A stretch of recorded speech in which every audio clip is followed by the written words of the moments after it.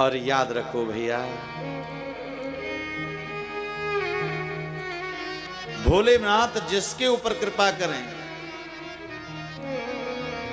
वो कहीं से कहीं पहुंच सकता है, याद रख लेना।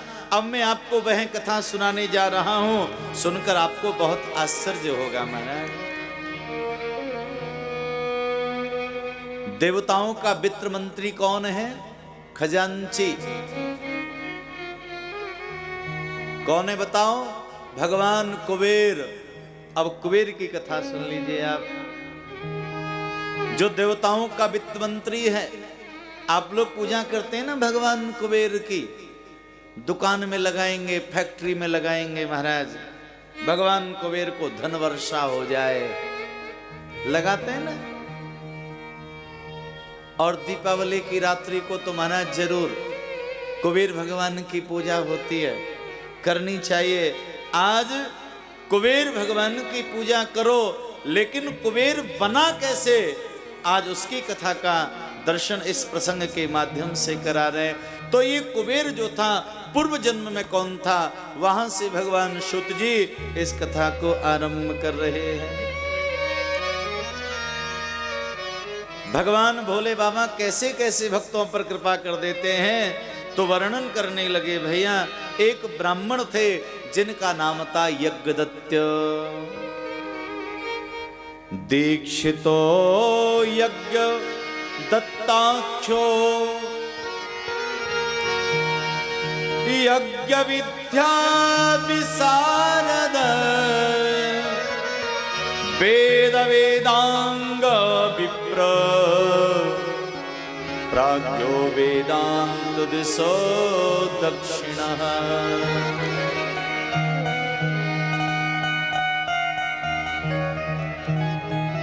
एक ब्राह्मण है जिनका नाम है यज्ञदत्त। यज्ञदत्त नाम क्यों पड़ा? इनके घर में रोज हवन होता है भैया। भैया कोई थोड़ा भजन पाठ पूजा करने लग जाए तो लोग क्या बोलते हैं उसको? भगत जी। मालूम है आपको? भगत जी।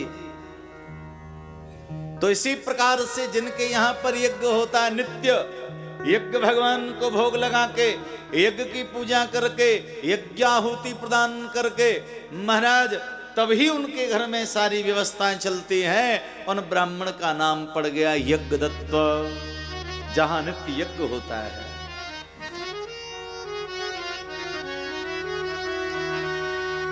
सारी दुनिया चाहती है कि हमारा पुत्र श्रेष्ठ बने, बढ़िया बने, अच्छा बने, सबके मन में कामना रहती है। श्रेष्ठ बने, बढ़िया बने, गुणवान हो, शीलवान हो, बलवान हो, धनवान हो, सबके मन में कामना रहती है। यज्ञदत्त ब्राह्मण के जीवन में भी कामना थी, मेरे जो पुत्र हो वह श्रेष्ठ होना चाहिए।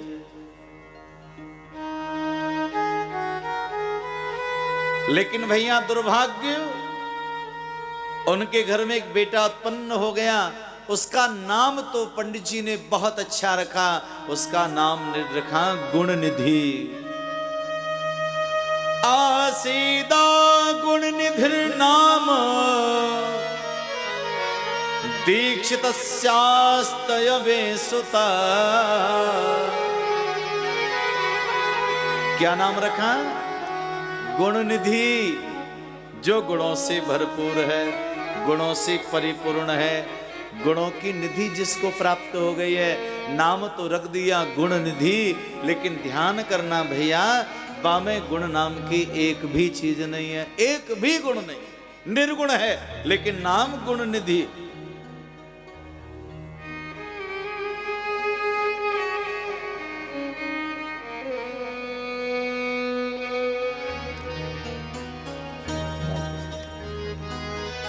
और भैया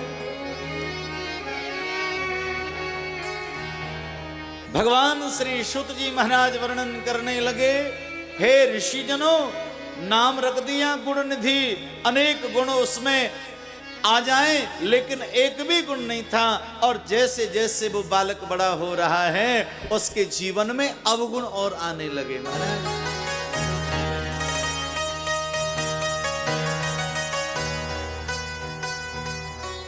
चोरी का अवगुण आ गया, झूठ बोलने का अवगुण आ गया, पाप में उसकी रति हो गई, दुराचार करने लगा, व्यभिचार करने लगा।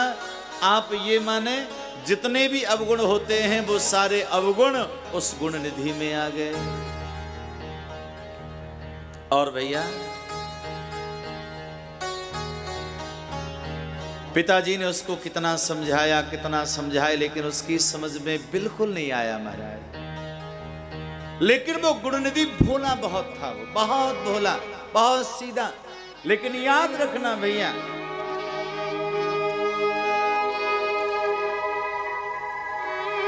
मेरे भगवान जिस गुण पर रीझते हैं वह गुण जरूर होना चाहिए। न जाने कौन से गुण पर दयानिधि रीझ जाते हैं। प्रभु की सेवा में, भगवान की सेवा में आपके अंदर 1000 गुण हैं, इसकी कोई आवश्यकता नहीं, लेकिन एक ऐसा गुण हो जिससे भगवान रीझ जाए, मेरे महादेव प्रसन्न हो जाए, और वो गुण होता है भोलेपन का।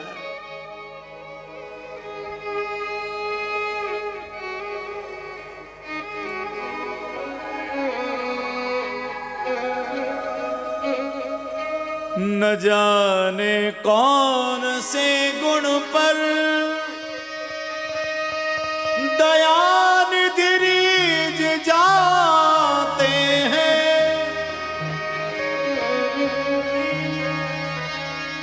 यही हर भक्त कहते हैं, यही सब ग्रंथ कहते हैं।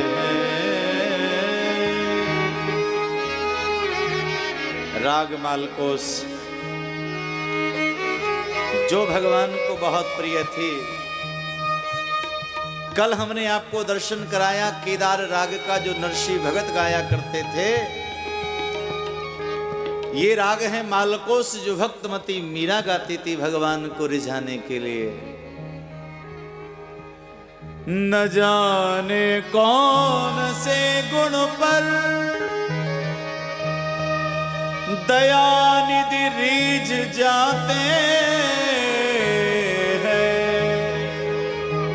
यही हर भक्त कहते हैं, यही सदग्रंथ कहते हैं।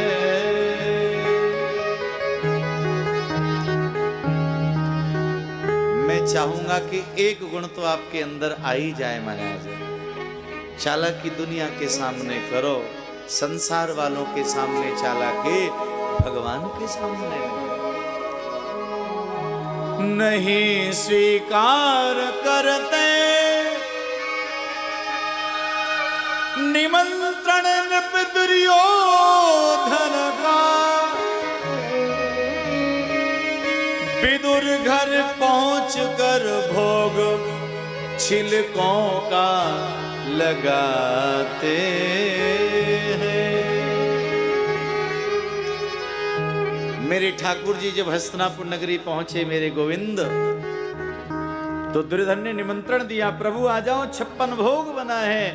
आप तो ब्रज में माखन खाते थे ना, बहुत 56 भोग लगते हैं द्वारिका में, स्वर्ण की द्वारिका में रहते हो, 56 भोग आपको लगते हैं, आओ मनज बने हैं। लेकिन नहीं, मेरे भगवान विदुर के घर पहुंच भोग छिलके का लगाते हैं, छिलके पाते हैं भगवान। और विदुरानी से क्या कहते हैं, काकी जी बहुत स्वाद आ रहा है।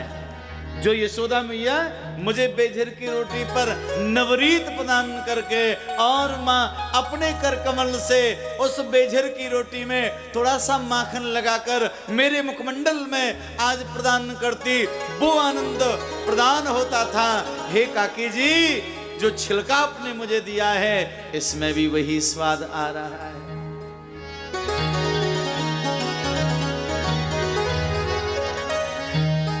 ना आए मधुपुरी से गोपियों की दुख व्यथा सुनकर,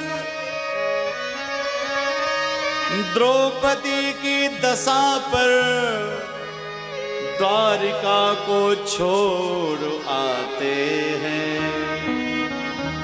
ब्रज गोपी रोती रह गई, प्यारे आओ प्यारे आओ प्यारे आओ, नहीं आए। और देवी द्रौपदी ने जब दीन पुकार से, करुणा भरी पुकार से द्वारिकानाथ को पुकारा, हे द्वारिकानाथ रक्षा करो, जो द्रौपदी ने पुकारा मेरे गोविंद प्रकट हो गए महाराज।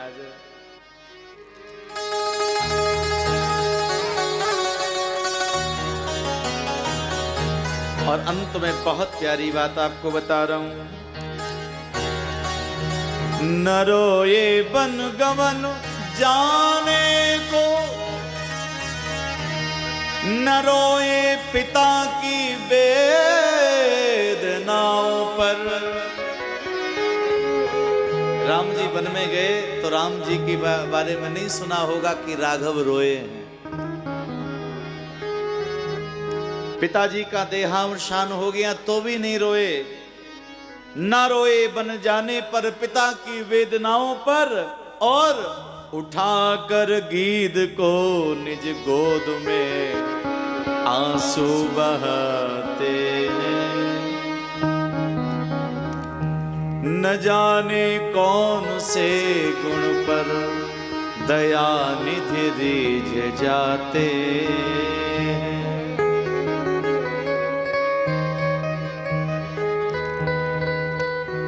अब वही मैं आपको बताने जा रहा हूं जो गुण निधि था, इसमें कोई गुण नहीं था भैया।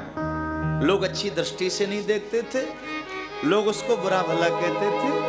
चोर कह के संबोधन करें, गुणहीन कह के संबोधन करें, मूर्ख कह के संबोधन करें, लेकिन ये गुण निधि बड़ा भोला भाला, बड़ा सज्जन और एकदम शीलवान, माना बहुत भोला था ये।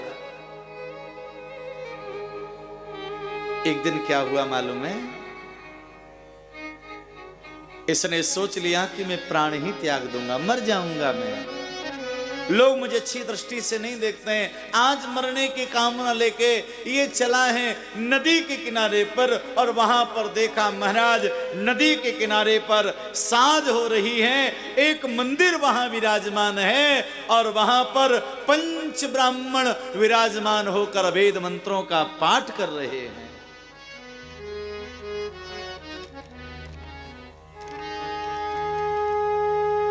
सूर्यास्त का समय है, और उस सूर्यास्त के समय को कहते हैं प्रदोष काल, प्रदोष की बेला। सूर्योदय का जो काल होता है उसे कहते हैं उषा काल।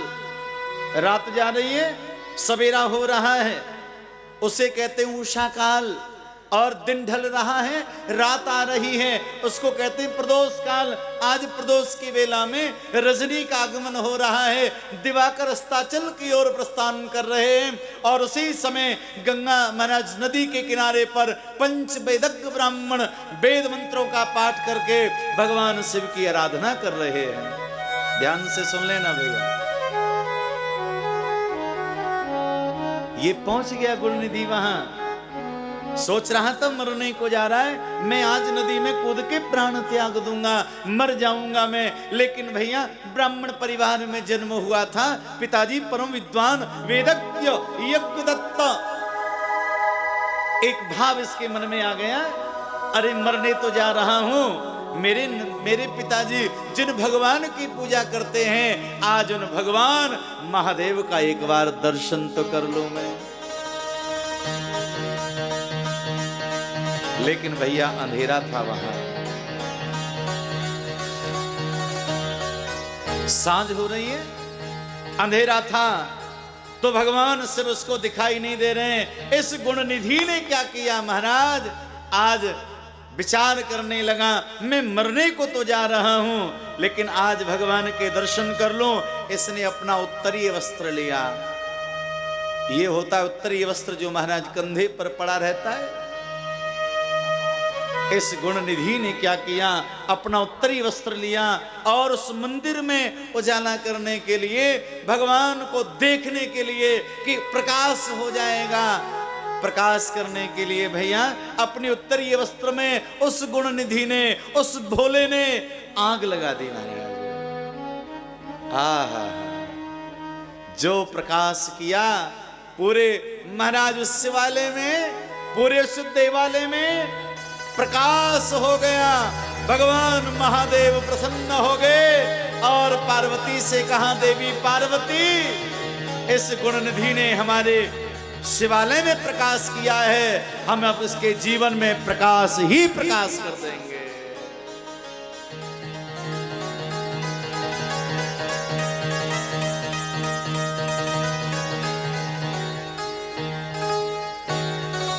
उजाला करने के लिए उत्तरी वस्त्र जलाया, प्रकाश हो गया, भोले बाबा रीझ गए। और ध्यान कर लेना भैया, इस कथा से बहुत सीखने को आपको मिलेगा। प्राण त्याग दिए, वो गुण निधि मर गया, यमदूत आ गए और यमदूत जैसे ही पकड़ने लगे, महाराज उसे पकड़ लिया।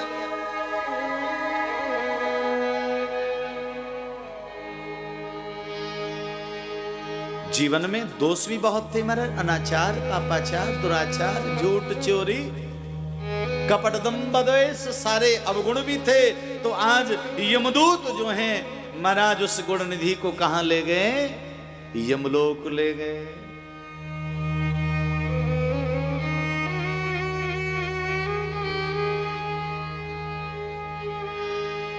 लेकिन रास्ते में शिवगण मिल गए और शिवगणों ने कहा, भाई कहां लेकर के जा रहे हो? ये भगवान शिव का भक्त है, महादेव ने उनको भेजा, उसे लेकर के आओ। शिवदूतों ने कहा, मुंचतेनम तुजम याम्या गणा परम धार्मिकम।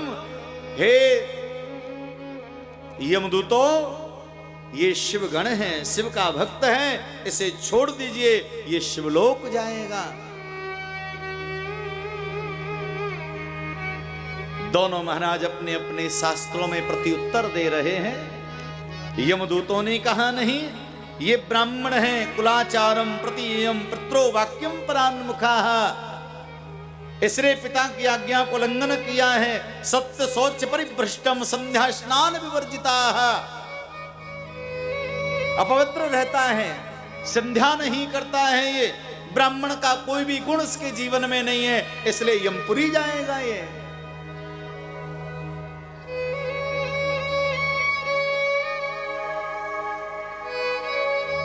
लेकिन महाराज दोनों में जब शास्त्रार्थ हुआ है तो यमदूतों को हार माननी पड़ी। शिवगण उस महाराज गुण निधि को शिवलोक ले गए।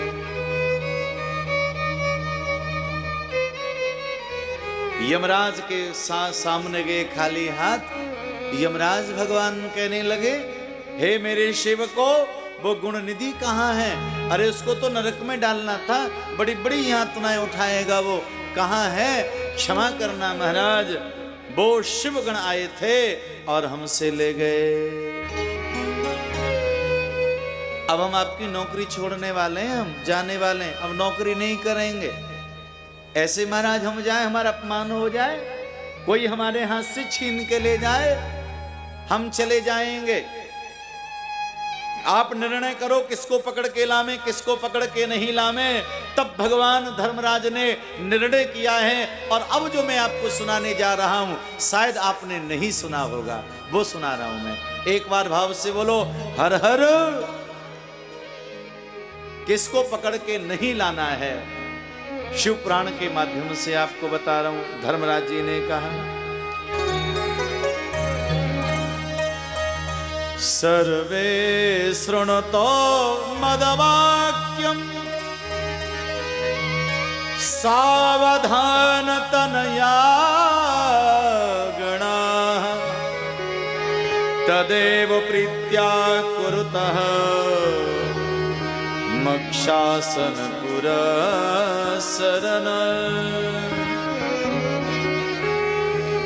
एक एक शब्द बहुत अनमोल है भैया, ध्यान से सुन लेना। ये भगवान धर्मराज अपने गणों को समझाते हुए कह रहे हैं, सर्वे श्रोता मद वाक्यम, हे यमगणों अब सावधान होकर के सुन लीजिए, कोई भूल तुमसे दोबारा न हो जाए। जो शिव के नाम को गाता है,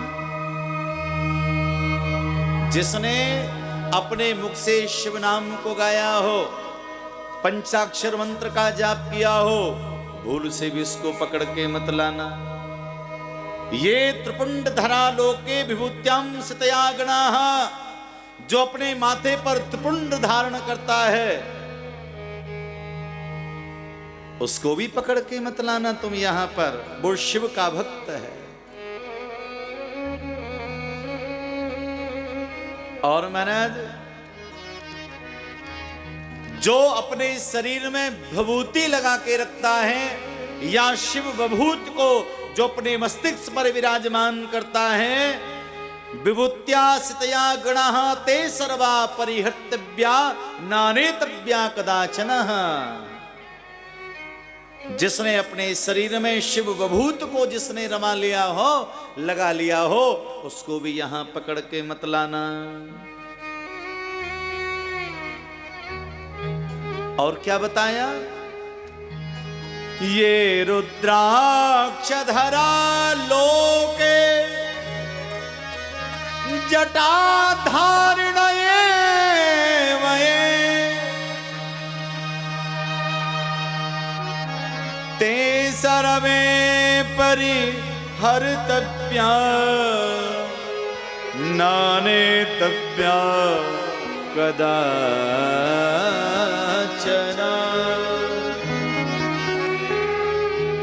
जो अपने गले में रुद्राक्ष धारण करके रहता है, जो रुद्राक्ष की माला पहनता है, रुद्राक्ष धारण करता है, उसको भी नहीं लाना है।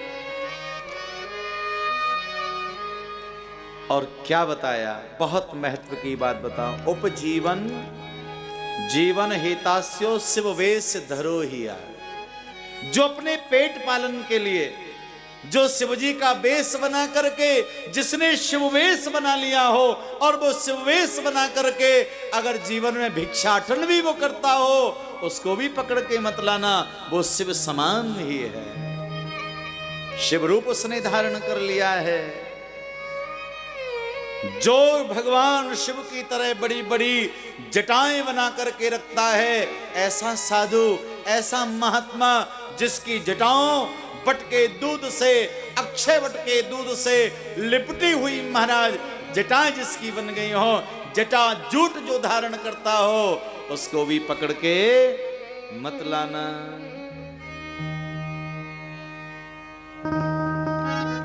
और क्या कहा? दंभे नापी छले नापी। दंभ से, छल से शिव वेश धरो ही आई। दंभ से, छल से जो शिव का वेश बना लेता है, उसको भी पकड़ के मत लाना। समझे आप? वो शिव रूप है भैया। ऐसा धर्मराज ने, उस यमराज ने अपने सेवकों को समझाया है और वो मान गए। ऋषि जनों ने कहा, हे भगवान सूत जी महाराज, अब उसका क्या हुआ? उस गुण निधि का क्या हुआ? शिवलोक में चला गया, आगे क्या हुआ? तब वर्णन करने लगे, हे महात्माओं, भगवान शिव ने अब उसको प्रायश्चित करने के लिए, जीवन सुधारने के लिए एक अवसर दिया है।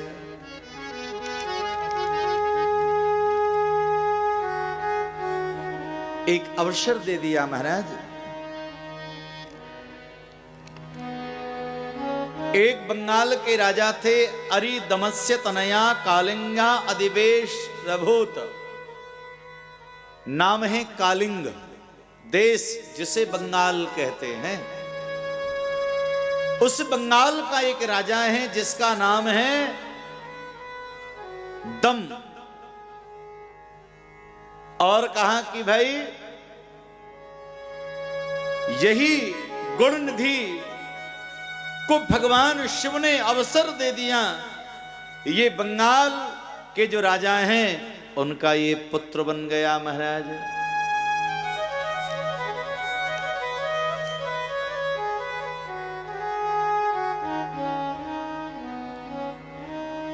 उनका ये पुत्र बन गया और बचपन से इसके ऐसे संस्कार थे, शिव भक्त हो गया। वर्णन आता है शिव महापुराण में, जैसे ये बड़ा हुआ और इनके पिता ने इनको राजा घोषित कर दिया, तो राजा बनते ही मालूम है इसने क्या किया है? पहले दिन जब राजगद्दी पर ये बैठा तो संपूर्ण प्रजा के सामने उद्बोधन दिया महाराज, भाषण दिया है, आज्ञा दी है सबको। इत्थमाज्ञया पयामास दीपा देया शिवालय अन्यथा सतमे वेदम सामे दंड्यो भविष्यति। सभी प्रजावासियों को समझाते हुए कहा, मेरी प्रजा के लोगों, ये मेरा निवेदन भी है और मेरा आदेश भी है, जहां भी शिवालय दिखे वहां दीपदान करो, दीप जलाओ, शिवालयों की सफाई करो, दीपक जलाओ और जितना हो सके ज्यादा दीपमालाएं दीपदान करो। और जो मेरी प्रजा में दीपदान नहीं करेगा वो दंड का अधिकारी होगा। वो दंडयो में भविष्यति, मैं उसे दंड प्रदान करूंगा। आदेश मिल गया महाराज। शिव महापुराण में वर्णन आता है, इसने कितने शिवालय में दीपक जलवाए। मैं कल चर्चा कर रहा था, एक दीपक का प्रभाव कितना होता है। जो भगवान के मंदिर में भगवान के लिए जो दीपक प्रस्तुत करता है, दीपक प्रकाश का प्रतीक है, भगवान को जो प्रकाश दिखाता है, उसके जीवन में अंधकार कैसे हो सकता है? बताओ कैसे हो सकता है?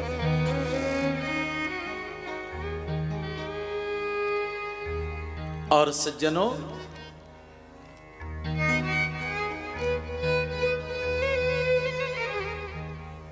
मेरे भोलेनाथ ने कृपा करी, इसने इतने दीपक जलवाए, इतने दीपदान किए। और जब भैया ये दीपदान करते करते जब इसने प्राण त्यागे, तब ये भगवान शिव के पास में गया और भगवान शिव जी ने अब इसको क्या बना दिया? देवताओं का अधिपति, देवताओं का वित्त मंत्री, कुबेर बना के प्रस्तुत कर दिया। बोले शंकर भगवान की जय। वही गुणनिधि नाम का वो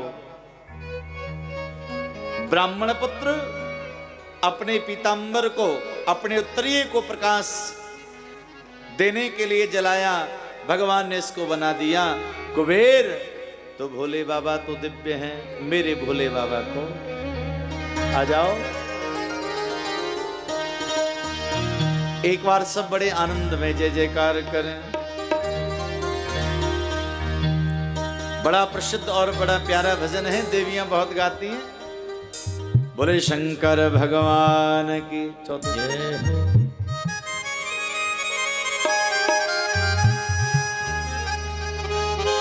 हरि बोल, जय हो प्यारे।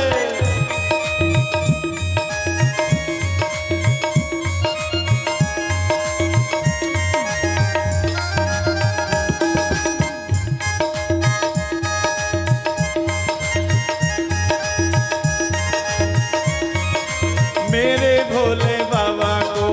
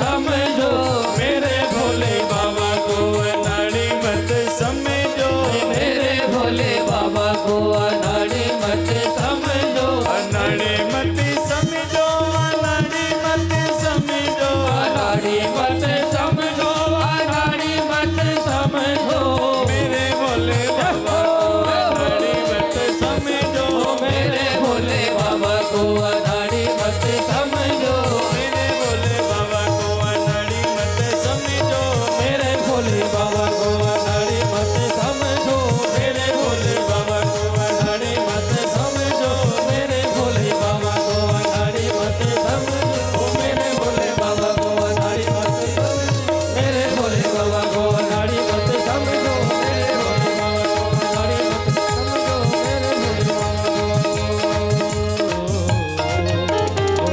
शंकर भगवान की जय। श्री सद्गुरुदेव भगवान की जय। आइएगा सज्जनों, हम लोग दिव्य आनंद प्राप्त कर रहे हैं और इसी आनंद को परमानंद में परिवर्तित करते हुए हमारे बीच में बड़े सौभाग्य का विषय है। कार्षणी गुरुमा विजया जी हमारे मध्य उपस्थित हैं। मैं उनसे निवेदन करूंगा, वो मंच पर आएंगी और श्री शिव महापुराण भगवान से आशीर्वाद प्राप्त करेंगी। कार्षणी गुरुमा विजया जी, मैं निवेदन करूंगा एक बार इनके लिए, गुरुमा के लिए एक बार जोरदार तालियों से सभी स्वागत करेंगे। और मैं निवेदन करूंगा जो भी मंच पर आकर के पूज्य महाराज श्री का स्वागत एवं सम्मान करना चाहते हैं, आशीर्वाद प्राप्त करना चाहते हैं, बाहर काउंटर लगा हुआ है, भूत भावन भोलेनाथ वहाँ पर विराजमान है, वहाँ पर हमारे मामा श्री बैठे हैं। क्योंकि अभी कथा के बीच में एक दो लोग बगैर बुलाए ही चले आए तो कथा का व्यतिक्रम होता है। आपके इस प्रोग्राम को पूरा भारत देख रहा है आकाश भक्ति मीडिया के माध्यम से, तो निवेदन करूंगा सभी से, जिसको भी सम्मानार्थ मंच पर आना है, आप बाहर वहाँ मामा गेट पर बैठे हुए हैं, आप उनसे अपना नाम लिखवा करके और मंच पर आकर के पूज्य महाराज श्री से आशीर्वाद को प्राप्त कर सकते हैं। तो पूज्य गुरुमा जी के द्वारा पूज्य महाराज श्री को अंगवस्त्र पहना करके सम्मान किया गया। निवेदन करूंगा एक बार जोरदार तालियों से इस छटा को हृदय में बसाते हुए सभी स्वागत करेंगे। हाँ हाँ बिल्कुल। जय।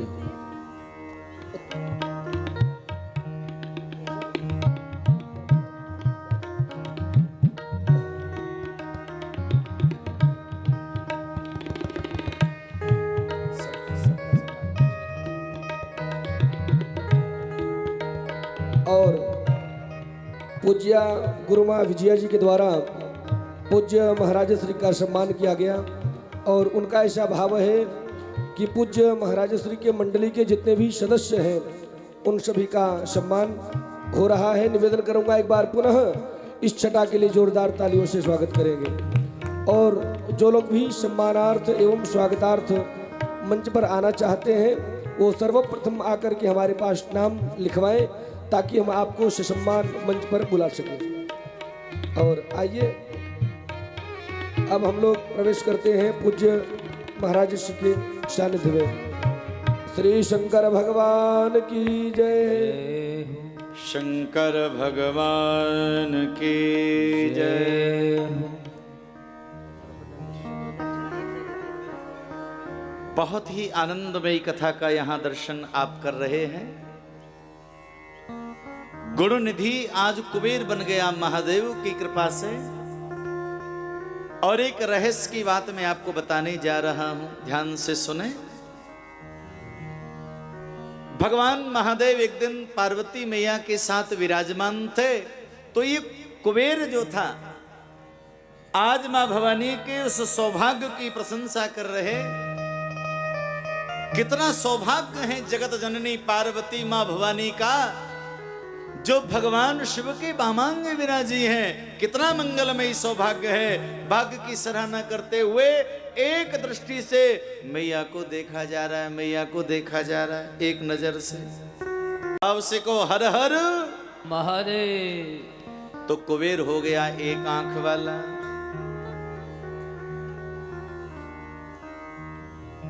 अहो रूपा महो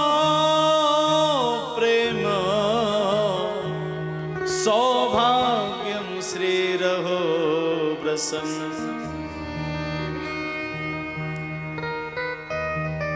रोने लगा ये। शिवजी बाबा ने कहा, पार्वती ये तुमने क्या किया? अरे ये तो तुम्हारा भक्त है महाराज, मुझे देखा ही जा रहा था। भगवान शिवजी ने कहा, देवी तुम्हारा बेटा है ये, और बच्चा माँ को भी नहीं दे सकता। उस भाव से देखा। आज पार्वती मैया ने कहा, मुझसे भूल हो गई, अपराध हो गया मुझसे, जो मैंने एक नेत्र इसका खराब कर दिया, एक नेत्रहीन कर दिया मैंने कुबेर को। रो पड़ी पार्वती मैया। और पार्वती मैया ने कुबेर को बुलाया, उसके सिर पर अपना हाथ रखा, बेटा तेरा नेत्र एक ही होगा, अब दूसरा नेत्र तो मैं तुझे दे नहीं सकती। मैंने क्रोध में आकर के तेरा एक नेत्र समाप्त कर दिया, पर एक आशीर्वाद में दे रही हूं। क्या आशीर्वाद दिया? यक्षाणां किन्नराणां च राज्ञां राजा सुव्रत पतिः पुण्यजनानां च सर्वेषां धनदो भव। मेरे बच्चे, आज से तू देवताओं का वित्त मंत्री रहेगा। और देख, तू मेरा दर्शन करने के लिए, शिव पार्वती के दर्शन के लिए इतना लालायत है ना, तो तू बिल्कुल हमारे पास में रहेगा। यहीं से कुछ दूरी पर यक्ष और किन्नरों की नगरी है, तू उनका राजा रहेगा। यक्षणानाम किन्नराणाम चे राज्ञाम राजा सुव्रता। जो वो परम पवित्र है वो यक्ष किन्नर, उनका मैं तुमको राजा बना रही हूं। बार बार तू हमारा दर्शन भी प्राप्त करता रहेगा। इस प्रकार से भैया आज मैया पार्वती ने आशीर्वाद दे दिया कुबेर को। तो कुबेर की आंख एक है भैया, इसलिए उसको पिंगल लोचन कुबेर भी कहते हैं।